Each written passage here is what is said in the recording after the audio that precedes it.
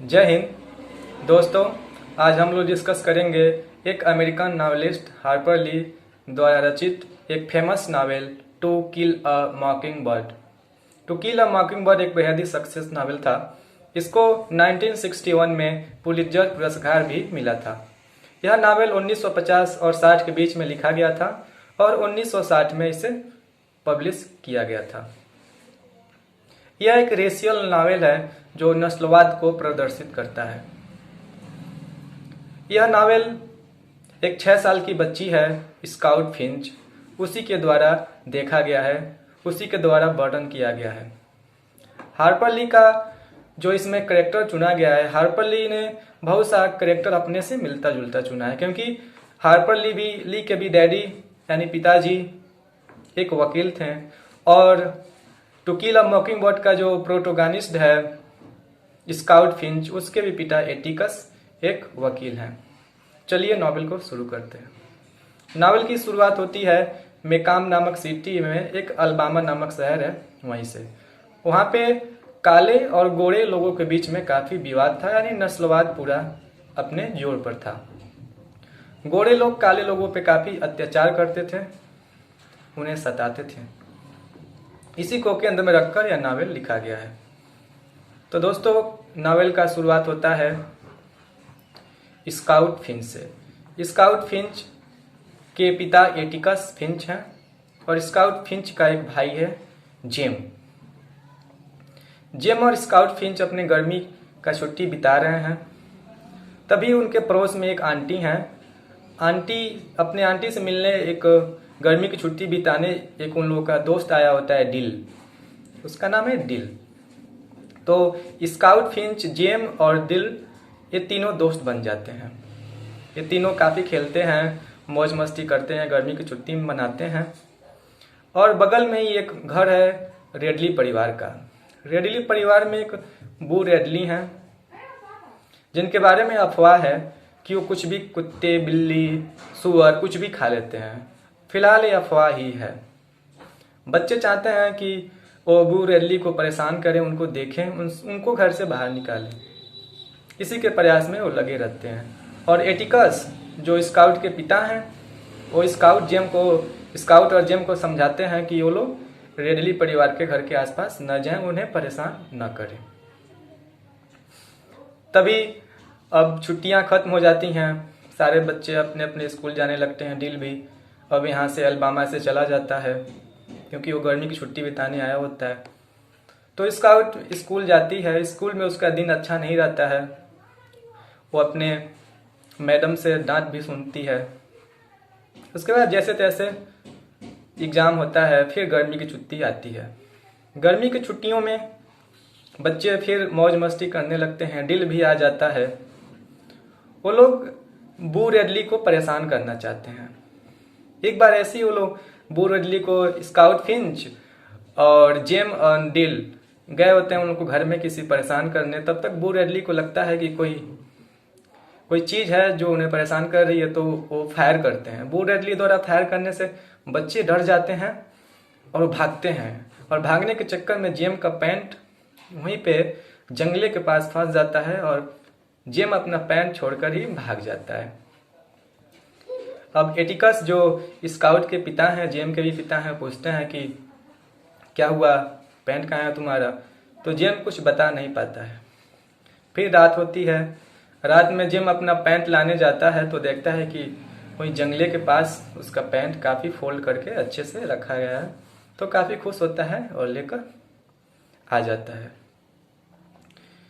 इसी बीच अब Atticus Finch वकील रहते हैं, क्योंकि वो बहुत ज़्यादा पैसे नहीं कमा पाते हैं, क्योंकि उनके पास गरीब लोगों का ही केस आता है और बहुत ही नरम स्वभाव के होते हैं।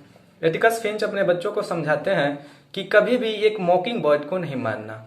मॉकिंग बर्ड यहाँ पे एक सिंबॉलिक लैंग्वेज है जिसका अर्थ है किसी भी बेगुनाह को सजा मत देना।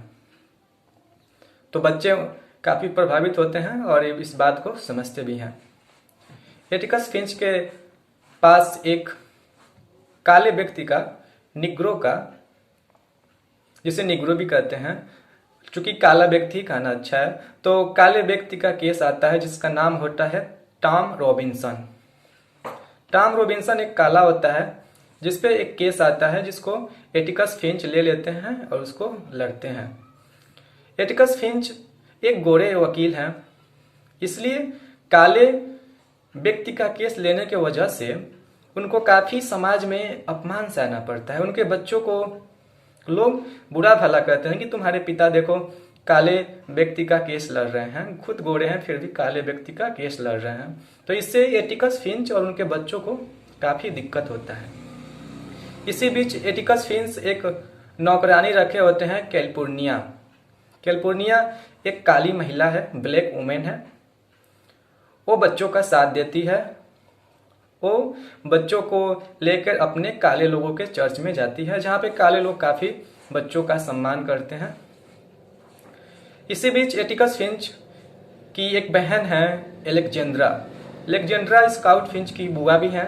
वो आती हैं बच्चों के साथ रहने के लिए।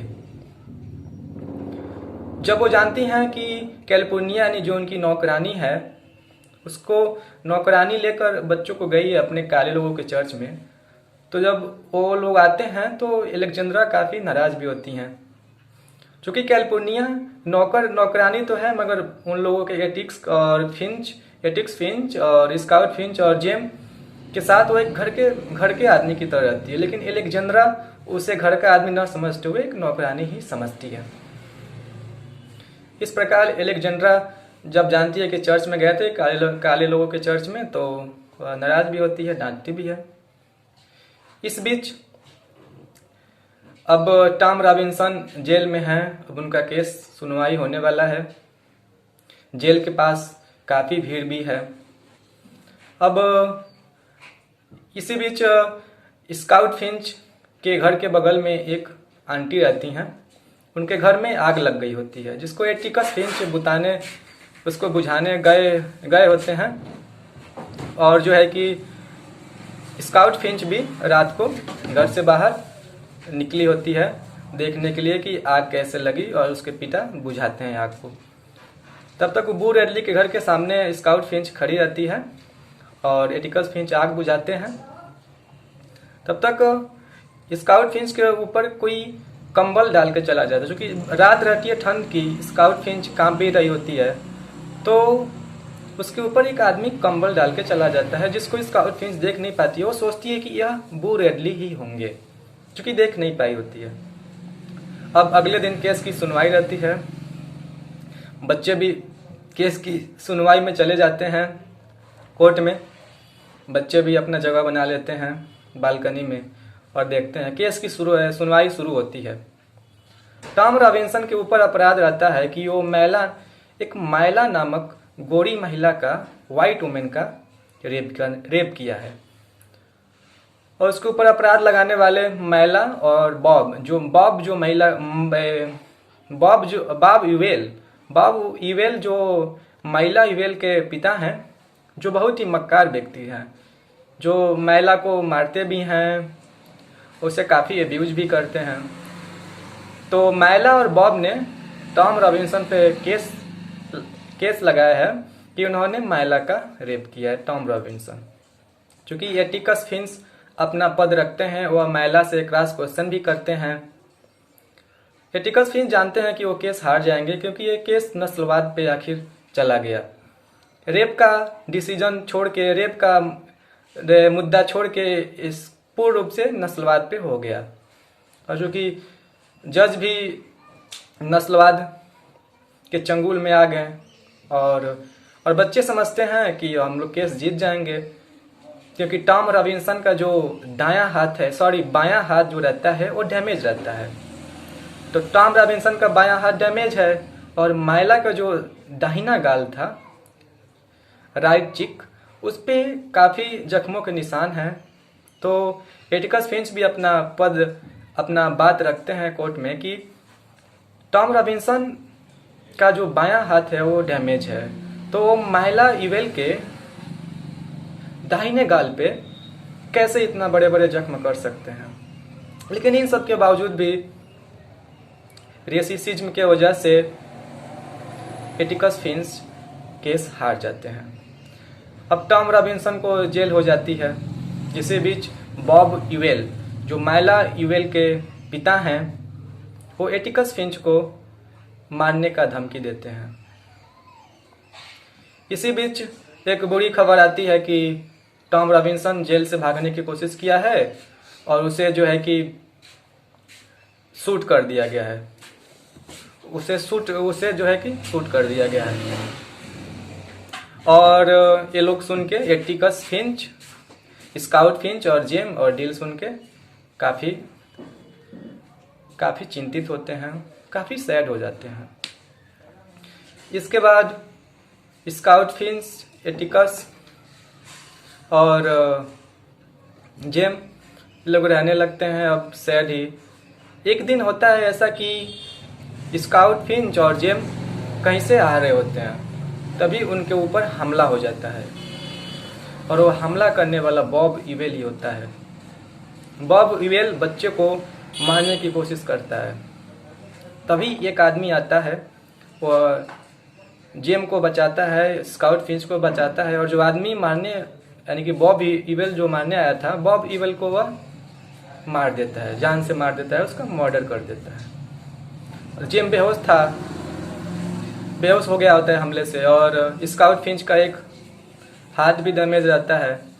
तो दोनों को वो जो आदमी बचाया रहता है वो उन लोगों के घर लाता है। स्काउट फिंच देखती है कि ये तो बू रेडली ही है, मतलब कि बचाने वाला बू रेडली ही है, जो बाब को मार के इन दोनों को बचाया था।